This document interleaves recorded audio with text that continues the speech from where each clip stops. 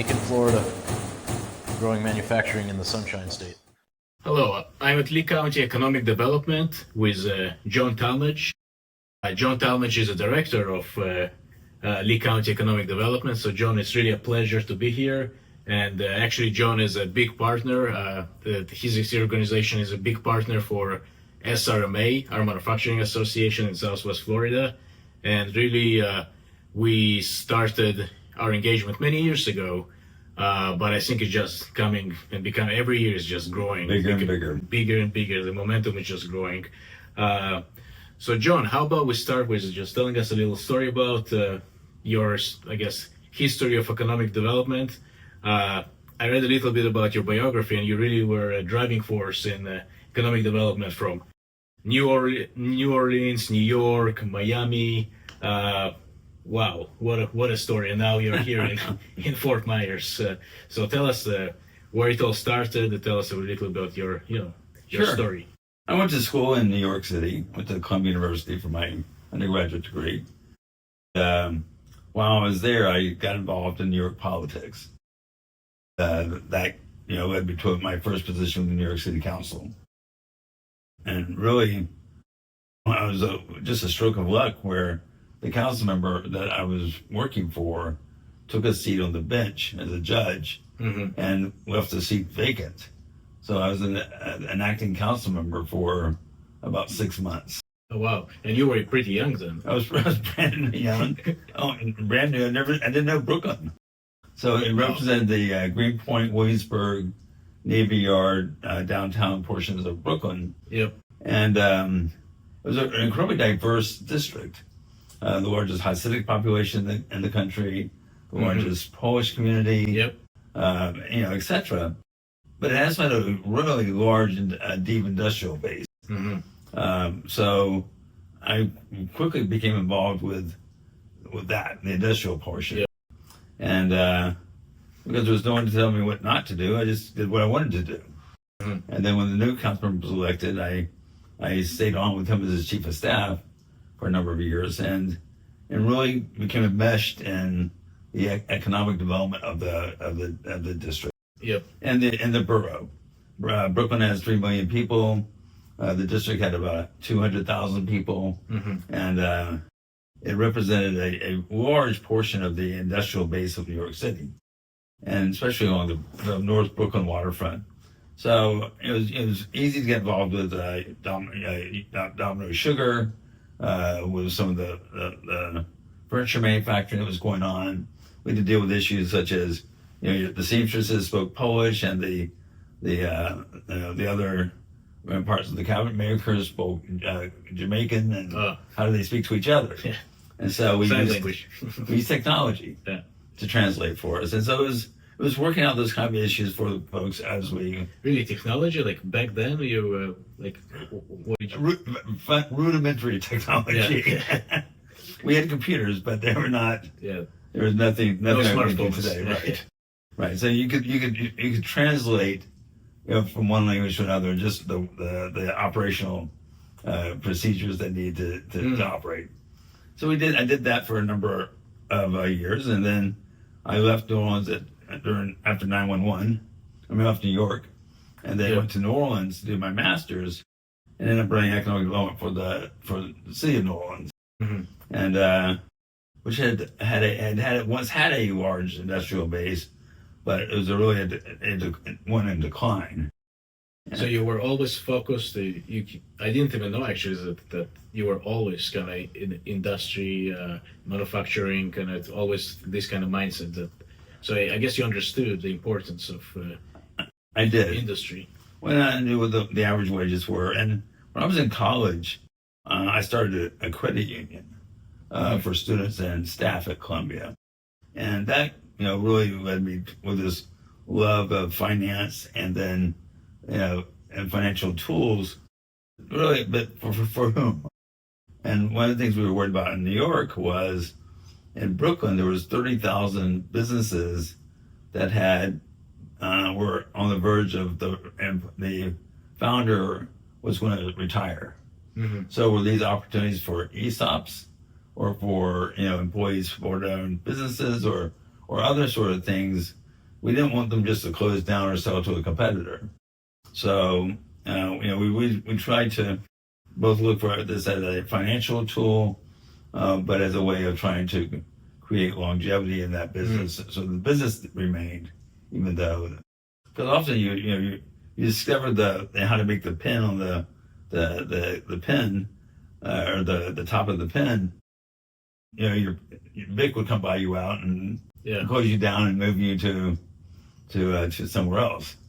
That wasn't good for us, because New York was in decline then. We were still this is in the 90s. When New York wasn't in a decline, it's almost like they're always in decline. But now, right now it's a completely different place than it was when I was there. Of course. We still had graffiti covers, subway cars, and crime was, the year I was my worst year in 92, there were 2,800 murders that year in the city. Wow. And today there's less than 300. Mm-hmm. But industry-wise, there's still...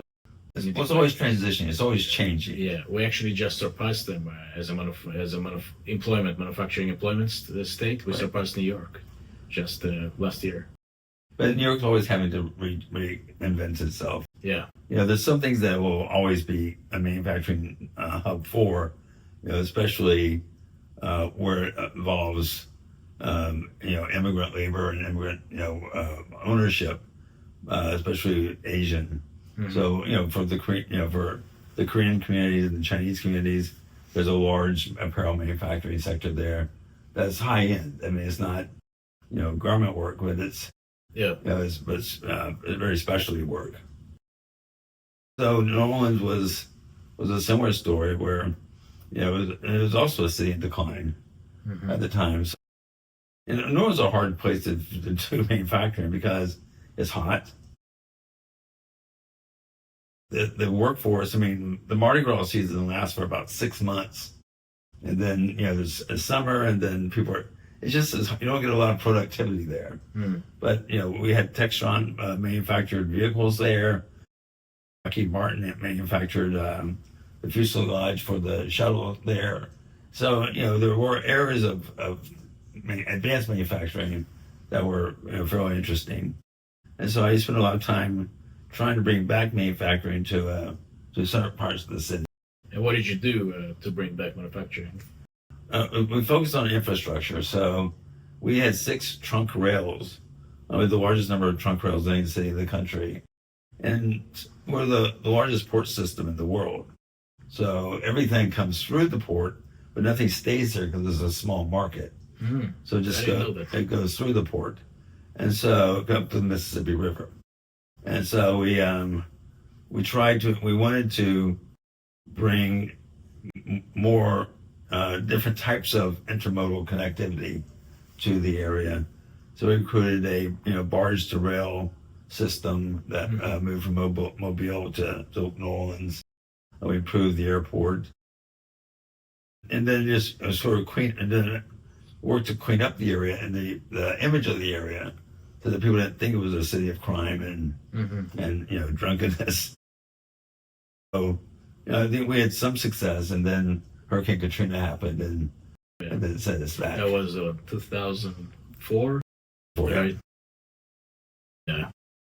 That's something I would like to also touch base, but maybe a little later. The hurricanes over here, and what are you doing? Ian was a big one, right? It's a big one. Yeah. I went through 911 in New York, Katrina in New Orleans, and now Ian here. They just get worse and worse.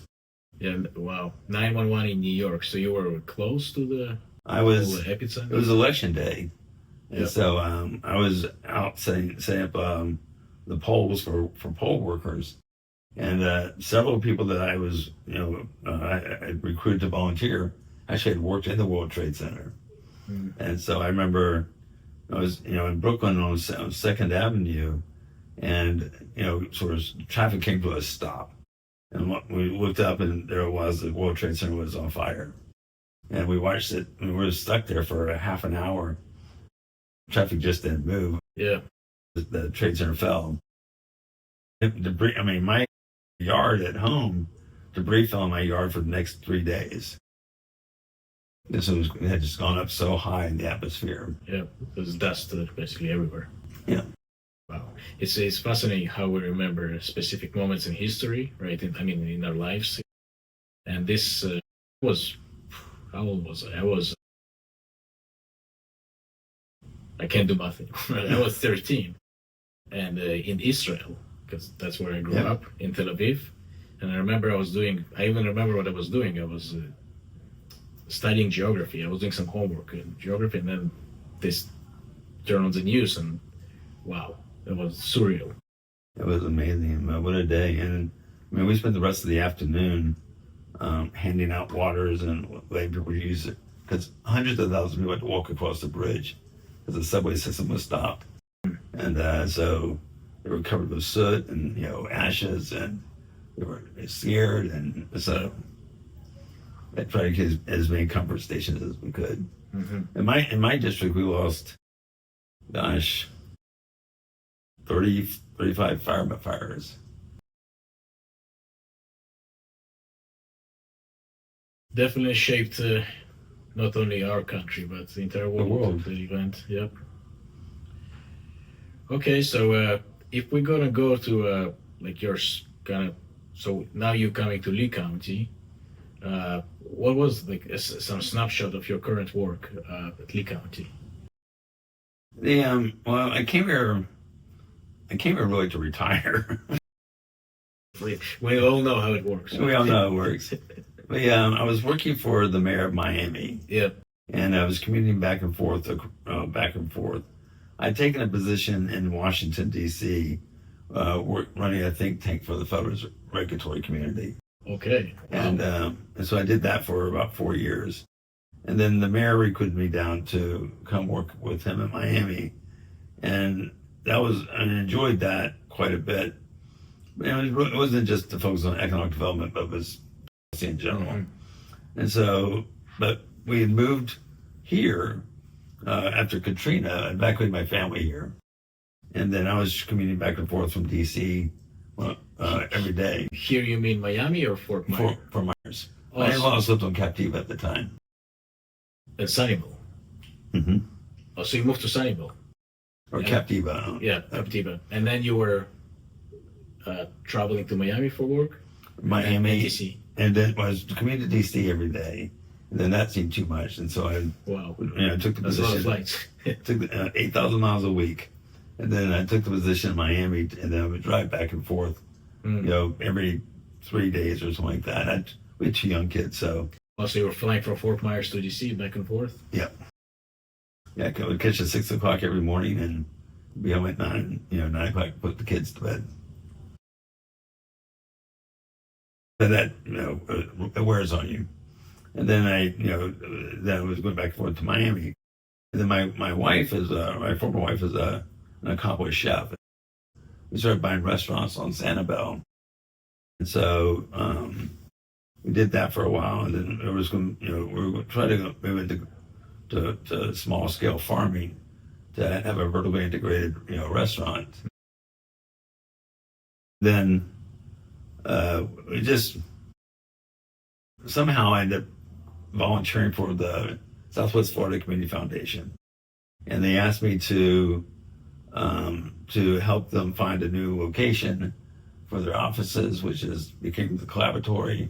Okay. And so I did the financing for that, and so that led me to meet the mayor of Fort Myers, Randy Henderson at the time, and he asked me to be the chief of staff of the city. So I did that for 3 years, trying to reform the departments as they needed. And then the county asked me to come over here and do economic development. And by then, when I first started the city, I'd never been to downtown Fort Myers. So I was, I had to get to know the city as quickly. Yep. But and then I had to get to know the county quickly. But the county's been just a joy to work for. Yeah. They they give me all the autonomy I want. The budget I need. We have a foundation that raises additional funds for things that it's not appropriate to use government dollars for. So it must have been a big difference, right? Because you were used to run kind of bigger cities, right? Yes. Counties. So now you're running Fort Myers, and back then probably even like right now it's changing year over year. It's growing so fast, it's unbelievable. Then it was, I guess, even smaller. So it was, yeah. So it was 2017, and we hadn't seen the huge influx of population.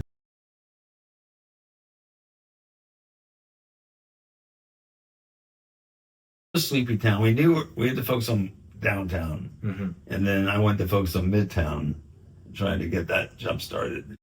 And so, because there's the way Fort Myers evolved it was only a downtown McGregor corridor area with a very small population, and then they built out on Tree Line, so you built all these new communities. Yeah.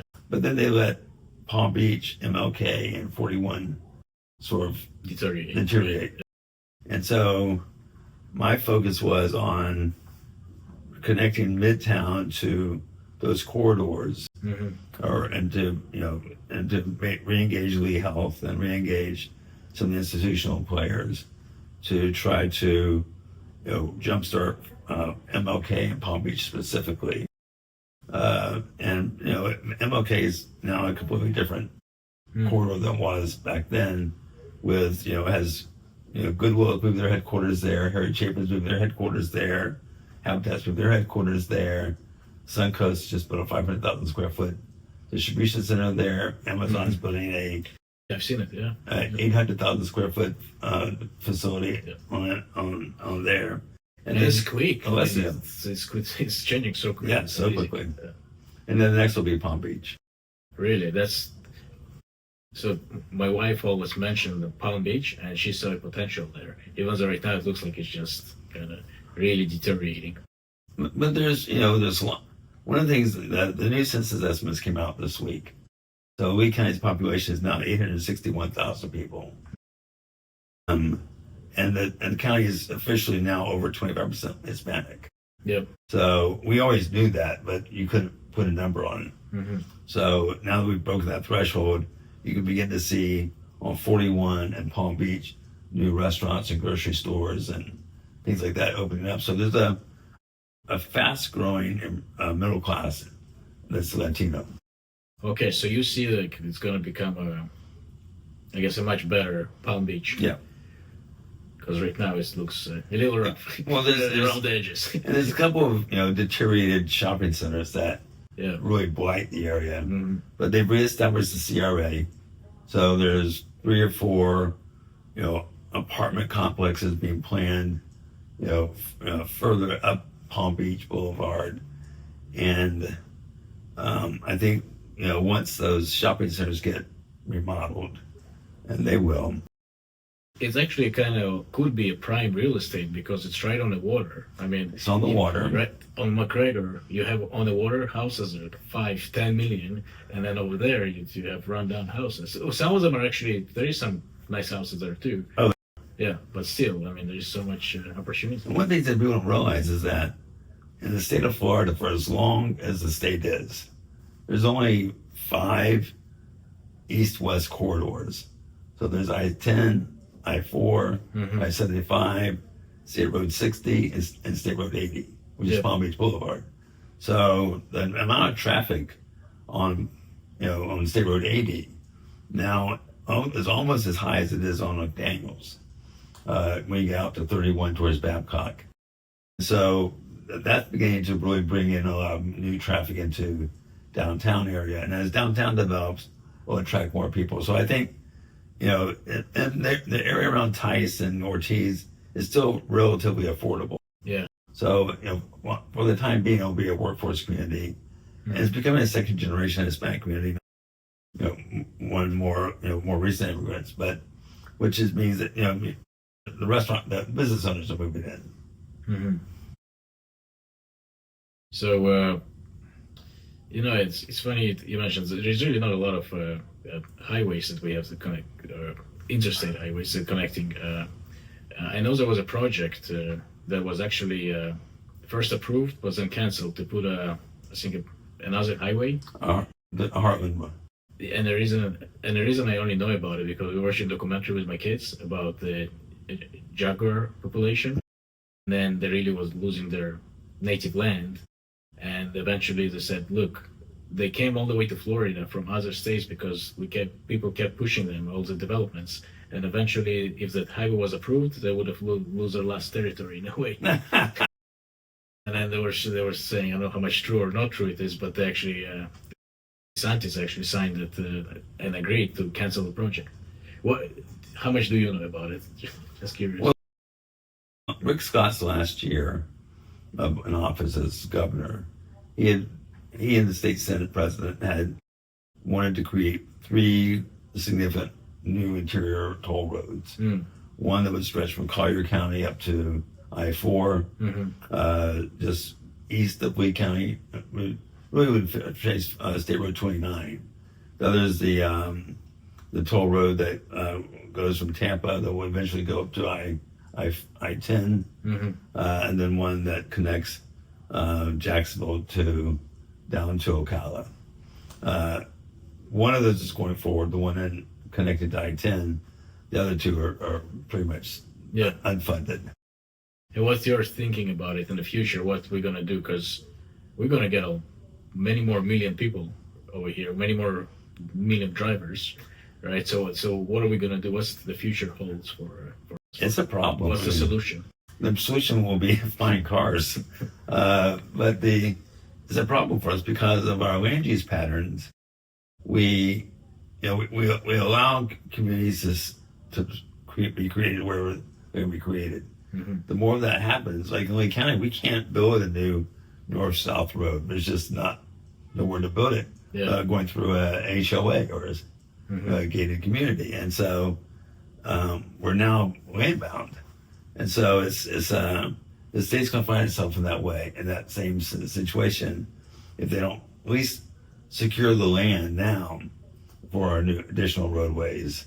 But it's with the need for hurricane evacuation routes and moving goods and services back and forth, it's a chokehold. I mean, I-75 in Lee and Collier County has become a local serving road. It's not even a highway during the day. It's just a parking lot. That's true. I guess that's a big challenge for us, right? To grow Lee County. I mean, we're getting 1 million people within 4 years. At the growth rate we're experiencing now. Yeah. So let's move a little bit towards our partnership. I mean, with SRMA and manufacturing. What do you have to say about the partnership that we're having with SRMA? What's your vision for? First of all, Lee County is really becoming a hub for industries. I don't think a lot of people know that manufacturing plays a big part now in Florida in general, but in Lee County specifically. $3 billion worth. I mean, there's depending on how you count them, there's somewhere between 800 and 1,200 manufacturers in Lee County. And that doesn't include counting jobs and distribution and trucking and the things that support manufacturing. So it really is one of our larger sectors when you say you look at it in a larger picture. And what's been fascinating in the last 2 years is the diversification of that manufacturing. So whether it's apparel, cosmetic manufacturing, we have now a new emerging pharmaceutical sector is growing here. 3 new firms in the last 6 months alone have made their R&D here and what's up manufacturing. So, and software development. A lot of what's driving this is healthcare. So the need for it's a great place to do clinical trials. So it's a great place for Arthrex to thrive.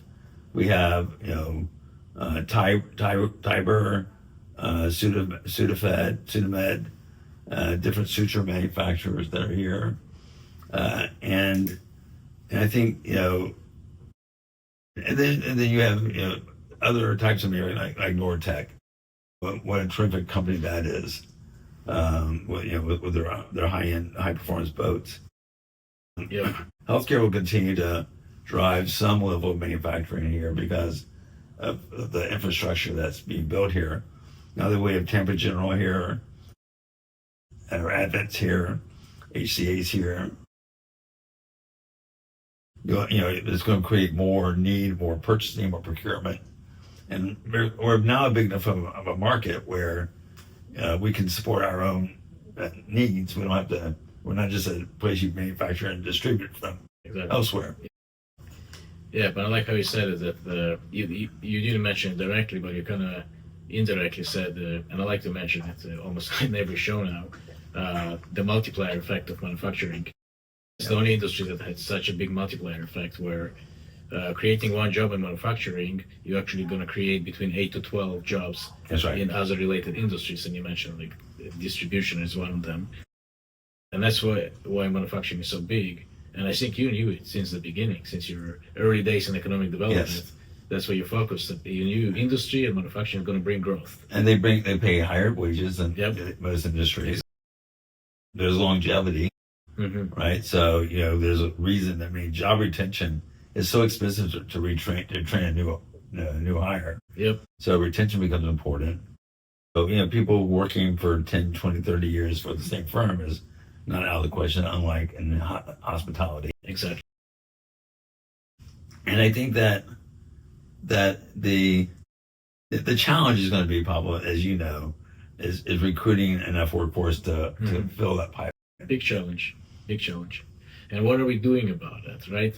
I mean, my one kind of idea about this show, Making Florida podcast, is to bring awareness to younger generations, even potentially those that are not even in the workforce yet, but maybe going to be in the workforce in the next few years. So one question is, how can we get them interested in these shows? But another thing, besides the show itself, but how can we reach those those kids nowadays? I mean, right now probably they're kids. How can we reach them so that they know what amazing opportunities they actually have in their own backyard, and they don't even know that there is a manufacturing company. And if you ask them what's manufacturing, you probably would. Many of them, unfortunately, wouldn't be able to answer that question. And I think our job, both of our jobs, is to bring awareness. I think they confuse manufacturing with just any sort of outdoor job, roofing and welding, and it's not. And I think that one of the things that the Manufacturing Alliance has done such a wonderful job at is partnering with other organizations, whether it's junior achievement or future makers or career source. Yep. It's really understanding.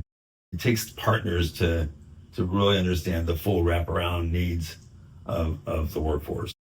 And so I think for the first time we now have a chance to get into the schools, but not just the high schools, middle schools, to begin to stimulate kids by showing what's it like to use your hands.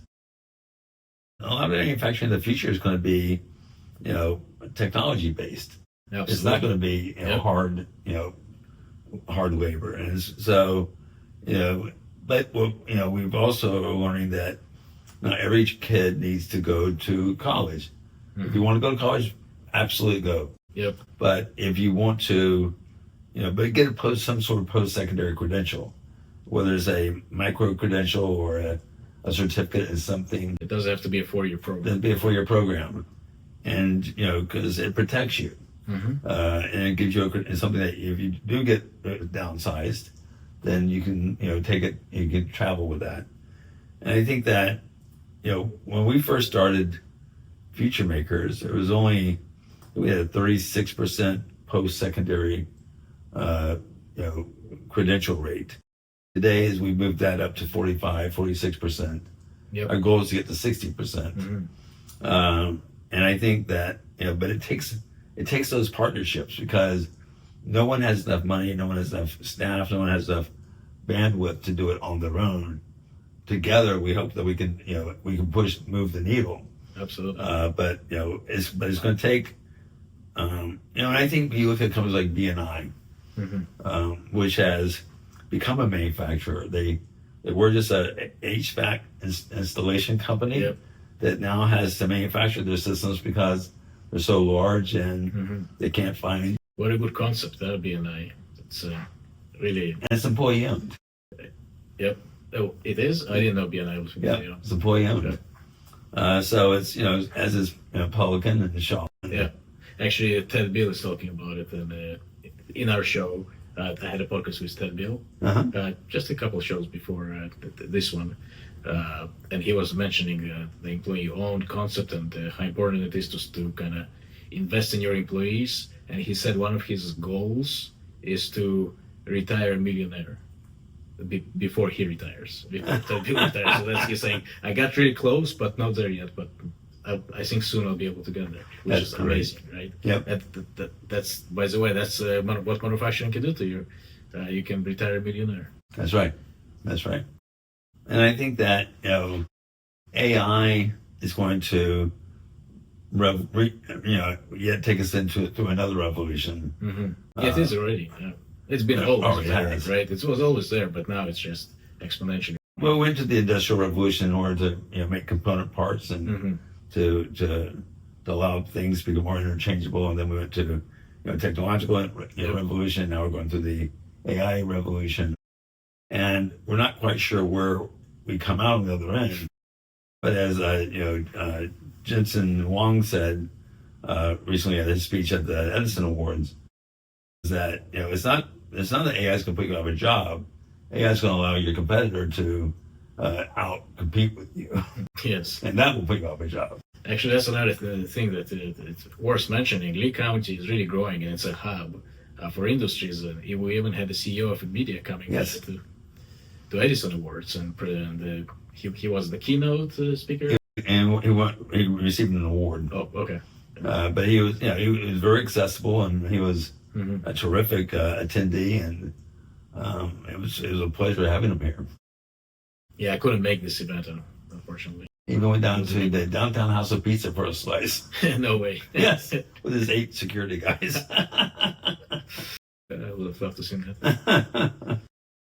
But I think, AI, what AI can do for us is that, and BNI again is another company, they use plenty of AI to understand the computerization of what they have to do. And they're using robotics more and more as well. Partially because they can't find the workforce, partially because it's productive. Yep. And then, largely because, it's they have to remain an industry leader in this area. But, if we don't recruit the workforce, we're going to force companies to become more dependent on AI than they ordinarily would, faster than they meant to. Yeah. And you've touched base so many points. I don't even know where to start right now. But one thing is really important, I think, to drive home for our listeners, especially the young ones, that a career in manufacturing, it doesn't mean, like you said, you have to be like some difficult labor or something, monotonic. Actually, you'll need to upskill yourself and be able to know how to run those machines, those robots, to be able to, using your mind, your intelligence to, so you don't have to get really dirty if you don't want to, but you can still be very successful in manufacturing. That's right. So I think that's the point I wanted to really drive home. And another thing you mentioned is a partnership. So when I started, I guess with FloridaMakes, but then obviously same thing with FloridaMakes is SRMA, SAMA. So I represent 2 manufacturing associations. The SRMA is over here in Lee County. What I noticed is that we have so many good organizations across our counties, but sometimes we have really good programs. All the organizations have different good programs, but somehow we don't, sometimes not connecting them. And then a manufacturer, so from my perspective, we support manufacturers, how a manufacturer would know about all those programs. And what you mentioned is really important, is that the key is for us to connect those programs together and look at your partnerships and work through your partnerships. You mentioned future makers. FutureMakers have phenomenal programs, but specifically for manufacturing, I was actually able to support a few companies, my clients, with training programs. And we were able to get some funding for them from the FutureMakers grant that they received, which I'm not sure, I think which was partially used, maybe there'll be something else going on, I don't know, but very good programs here in Lee County that's supporting manufacturing. Yeah, just wanted to... No, it's true. I think, like you said, for any manufacturer, especially a small manufacturer, it's not a good use of their time to go and master all the programs that are out there for them. Mm-hmm. But to have, good partners like the Manufacturing Alliance, yep, like, Career Source, SRMA. That's what Manufacturing Alliance. Okay, that's what I think. Probably wanted to say SRMA. But that's our job to understand the programs and then to share that information with each other, mm-hmm, so that when you meet with your clients, you know what's available for them. Or Bill Walsh, or there's 45,000 businesses now in Lee County. We'll never have enough staff to meet all of them, but we all do this together, including the school system and FGCU and FSW. Then we have a chance of meeting 25% of them. Just get better, right? And another thing that I'm excited about is the industry awards, where now, yes, we collaborate together. That's right. SRMA is taking care of the Manufacturing of the Year program, which I think is going to grow big.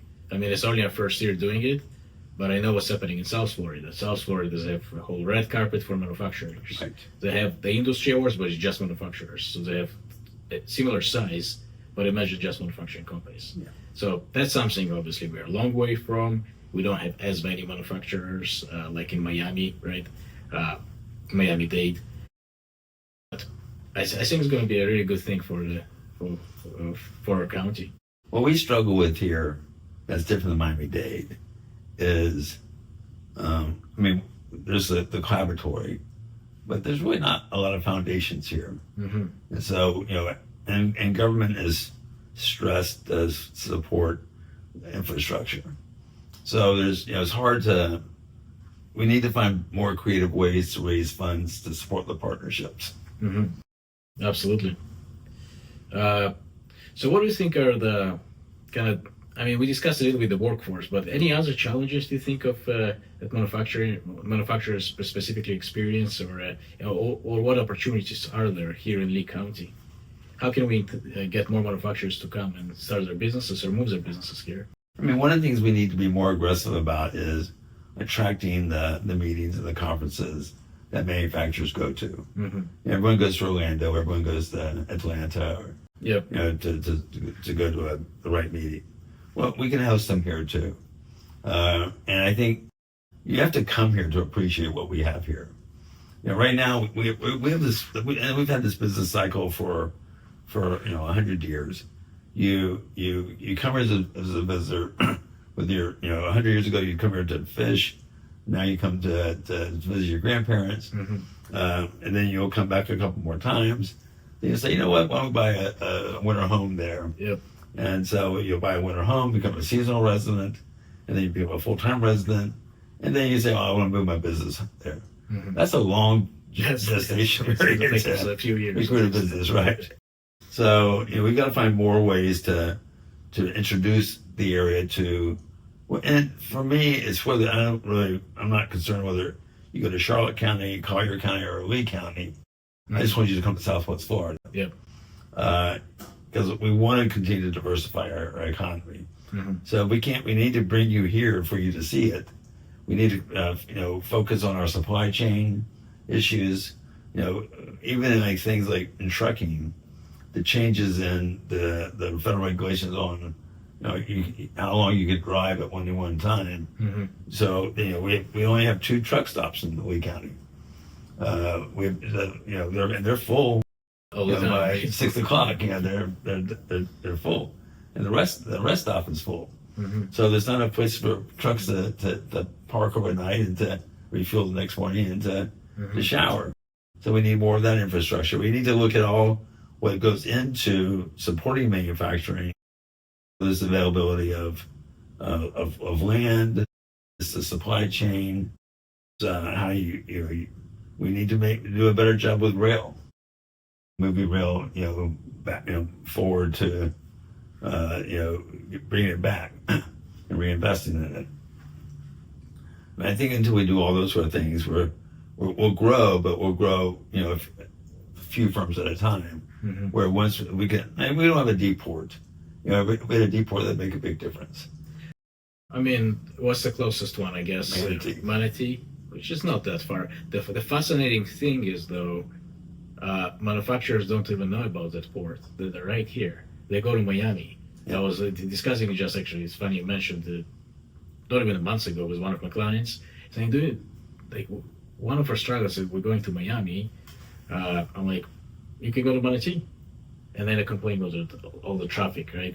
But then you can go to Manatee.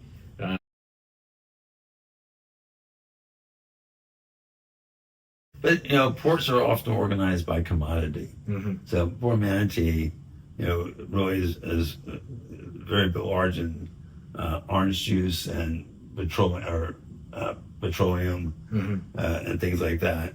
Where Miami has a lot more aggregation services. So if you have a small run, you can still put it on a trailer with 6 other small runs and fill up a trailer. Where Manatee doesn't have those services yet. Okay. So you needed like larger load, I guess, Yes. right?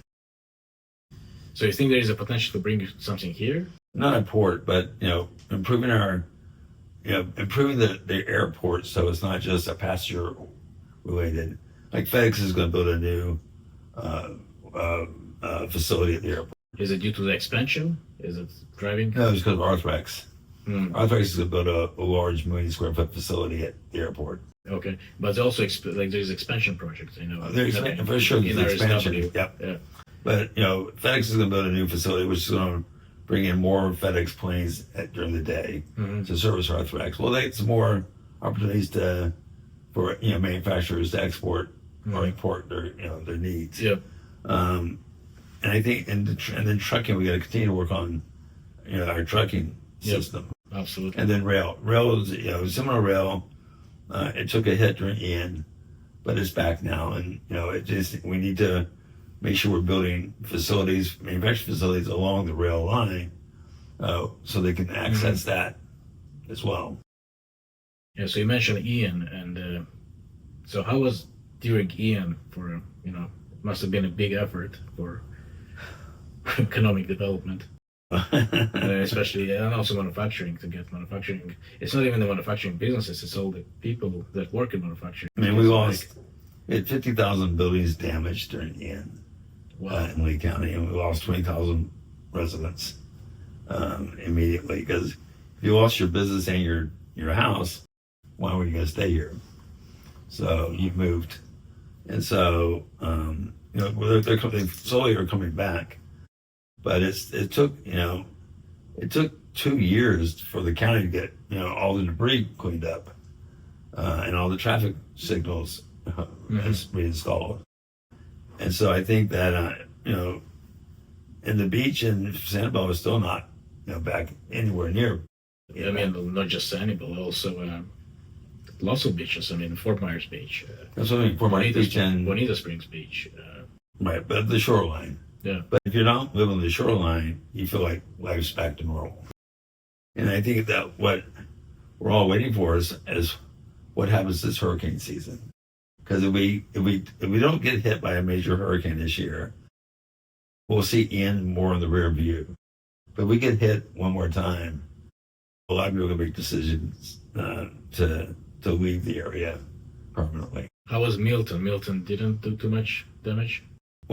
On Sanibel, Ian, if you're 70 years old or older, you left after Ian and didn't come back. Yeah. After Milton, because of the flooding, you left. If you're 6 years old, you left, didn't come back. So everyone's waiting to see what happens with this storm season. How can we be more prepared? I mean, what can we do, you think, for the future? anything? Better buildings, better infrastructure? I think FEMA has been right to make sure to hold us accountable for our, what we allowed to get rebuilt. And that's made a big difference. You may not be happy if you're a resident who lost your home and can't afford to rebuild to the new standard code, but in the long run, that's going to be a healthier decision. So was a building code that changed? The building code hasn't changed, but FEMA, you couldn't just go you couldn't just go back and read. If you're on the ground, if you're a one-story house and you had 14 feet of water, you can't just go back. You have to raise your house now 12 feet to rebuild it. And that is another $150,000 at the cost. Mobile homes and things like that, they weren't able to get insurance, or they weren't able to get FEMA assistance. So what do you have to say about the rising costs, right? Because one of the challenges that relates to the workforce, people cannot afford moving to Florida many times, right? Because they're like, I want to move to Florida, and they're starting talking with different manufacturers to find a manufacturing job, and then they're all excited, but then they're finding out, wow, that's how much I need to pay in rent. Yeah. Says it again. Yeah. So, what do you have to say about that? It's a challenge. The county has spent $660 million this year on affordable housing. Mm-hmm. So there'll be several thousand new units that are coming out of the ground now, available in a year and a half, 2 years. What's affordable housing? I was hearing affordable housing is like $350,000, $400,000. No. These are apartments that are at the high end have to be 80% of area median income. Mm-hmm. So if you make $60,000 or less, you're eligible to live there. If you make $60,000 or more, you're not eligible. So, but the prices, themselves, like rent, or if you want to buy a home, would they be like rather reasonable? I guess apartments would be renting. Yeah. You'd be renting the apartment. These are most of the money, except for $50 million, was put into the rentals, and then $50 million was given to Habitat. So Habitat will have 300, 400 new homes coming online over the next 2 years as well, which are affordable. And apartments are also going to be, again, against our land use decisions. The county, grew on a north-south axis. The workforce lives on an east-west axis. So, the jobs are in South Lee County or North Collier County. The workforce lives in Lehigh Acres. Yeah. So we have the longest distance commute of any county in the state of Florida. Even more than Sarasota? Just in terms of not miles driven. So it's, we drive on average 45 miles each way to go to work. It's because you work in South Bonito, and you live in Lehigh. The average American family spends 12% of their discretionary income on car costs. The average Lehigh family spends 30% of their income on car costs. So if you add that to housing, behind the eight ball. More and more, Hendry County is going to be our bedroom community. More and more housing development being proposed for Hendry. So that's even more commute.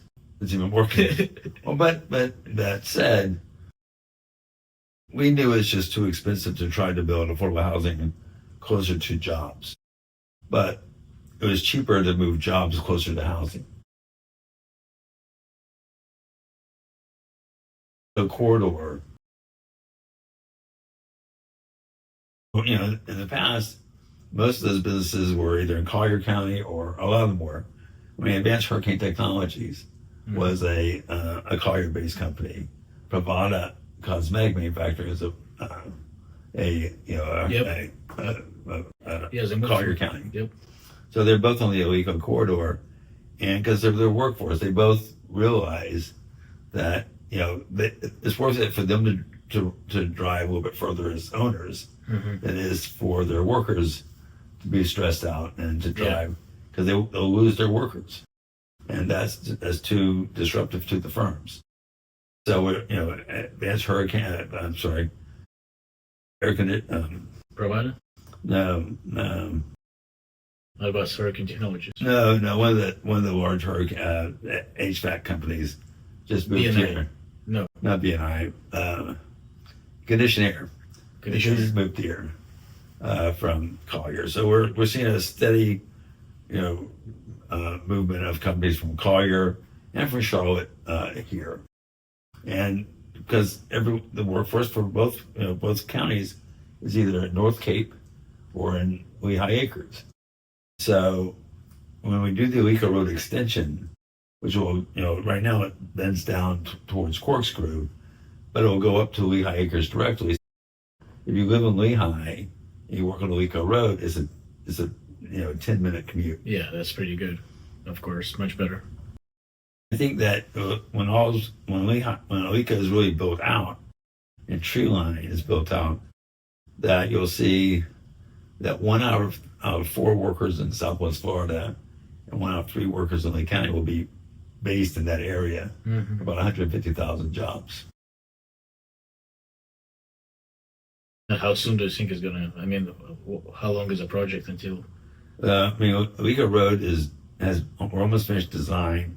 We'll start that in 26.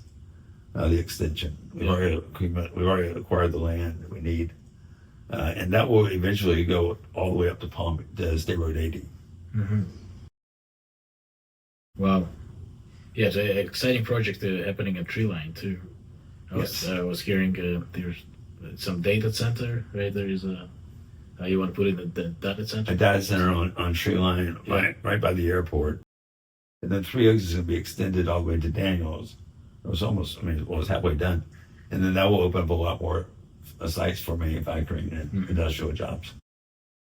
So give us a manufacturing success story. I know we mentioned a lot of manufacturing. So which one would you say, like? I think Arthrex. Okay. Maybe a smaller one. Smaller manufacturer. I think Donna Joe is one of my favorite ones. There were 2 student athletes who met at FGCU. He was a tennis player from Brazil. She was a swimmer from Pittsburgh. They met. They got married. Then they decided they wanted to go into apparel manufacturing. So he bought a company in Brasilia, a sewing company, and so and their headquarters were in Pittsburgh. But they moved that here because they wanted to be close to their in-laws. They bought homes in Wild Blue, which is off of Corkscrew, and you can get to it all through Alico. They're in iTech, which is right there. iTech, yeah. By Admin. It's a 5-minute commute for them, and they're growing like gangbusters. And they make outdoor apparel, yoga pants, and outerwear. Adman's another incredible example. There's a company that started with 1 employee in 2000, right when COVID was starting. And now they're one of the fastest growing, 3D printing. 3D printing. It's fascinating what kind of 3D printers they have. They look all kinds. From titanium to anything you want. Concrete. It's unbelievable.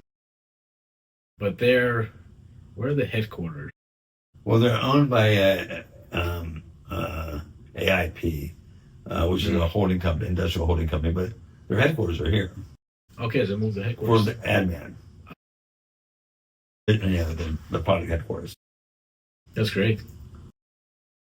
Okay, so how about we'll close it on a nice note on something talking about what's your vision for the future, and then maybe some closing takeaways, some advice for manufacturers. I'm saying advice for manufacturers, advice for let's focus on the smaller to medium-sized companies, and then maybe advice for those, like this future workforce that hopefully is going to be listening, those up and coming.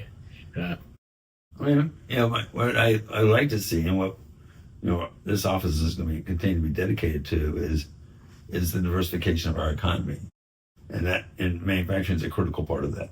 And I think, and that's not only for we have better paying jobs, but I like having 8 apparel manufacturers here, because when Chico's contracts, there's places for those employees to go work in the same industry.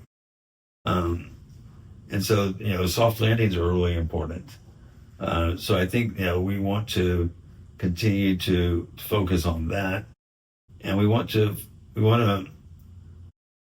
identify those areas where we're a natural fit for future manufacturing, without you having to retire here before you move your business.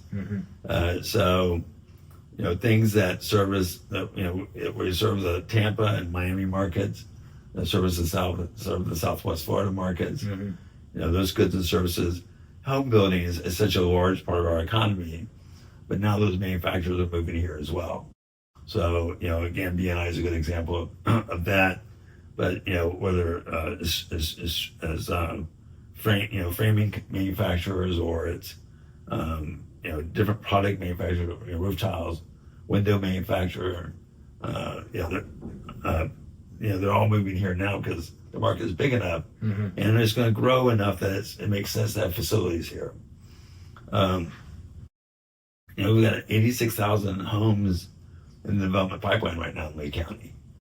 But if you add Babcock Ranch, and you add, Port Charlotte, and you add Collier County, it's probably, almost 200,000 homes in the region. But why wouldn't you? So, if you're a window manufacturer, that's my shower door is a good example. So they're growing fast. It's a good example of why would you want to be here? Absolutely. And we want to be a size of a market where you can't afford not to be here. Yep. And I really want to also close it. And I know you said all the things that we got to do in economic development in Lee County, but also I want to emphasize the things that you've already been done. And you're a really forward-looking leader, and which supports so much industrial growth, and you have a strategic vision. And I don't see it in all the counties. I gotta admit, I don't see it everywhere, and I wish we did. You have the vision that we need to support the industry, not just put up housing communities everywhere, but we gotta make sure we also have workplace for people that's coming here. It's not just a retirement state anymore. It's we have a lot of young people moving to Florida, and we have a lot of jobs opening up, and we're gonna keep going at it. So I'm very happy that you mentioned that you have so many things, and you think we just didn't do enough, but we actually did a lot. And it's a great place to move your business. It's a great place to raise your family. Really, Lee County. That's right. Yep. I mean, I think one of the things we've learned as a department is we can't afford to stay in our lane. So we have to pay attention to permitting. We have to pay attention to how long it takes to get a permit. We have to pay attention to the quality of the water system and the utilities. We pay attention to the road system. Yep. All those. So we interject ourselves in all those departments to stay informed and be and to help drive the conversation. Because if we're not saying that, help influencing those priorities, who is? And it'll be the home builders. Exactly. Yep. Well, it was great to have you on the show. Thank you, John. Thanks, Pavel. I appreciate it. This was fun.